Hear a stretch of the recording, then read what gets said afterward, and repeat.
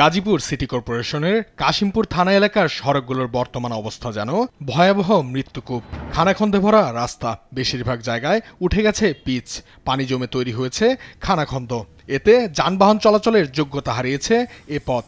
বিশেষ করে কাশিমপুর থেকে হাতিমারা, মাজার রোড, জিরানি বাজার এবং শ্রীপুর থেকে কাশিমপুর বিএডিসি গেট পর্যন্ত রাস্তার অবস্থা ভয়াবহ। প্রায় ৬ বছর ধরে অবহেলিত এ সড়ক দিয়ে চলতে গিয়ে অনেকেই শিকার হচ্ছেন দুর্ঘটনার। বিশেষ করে পোশাক কারখানার শ্রমিকরা এ সড়ক দিয়ে সময়মতো কাজে যোগ দিতে না পারায় ক্ষতিগ্রস্ত হচ্ছে শিল্প খাত। 10 বছর ধরে এই রকমই দেখি, যা আছে তাই, আরো দিনে দিনে আরো গর্ত বেশি হয়। একজনের ডাকা একজন কাও লাগে, গাড়ির সাথে গাড়ি টাক্কার লাগে এবং মানুষের সাথে মানুষের। হাতের মধ্যে দেখেন দুর্ঘটনার এই যে হাত, এই অবস্থায় আমি ডিউটি করতেছি। প্রতিদিনই সমস্যা, একটা না একটা মেকারের দোকানে যাওয়াই লাগে আমাদের। গাড়ি উল্টে জায়গা, বৃষ্টি সিজন হলে তো আমরা গাড়ি চালাইতেই পারি না।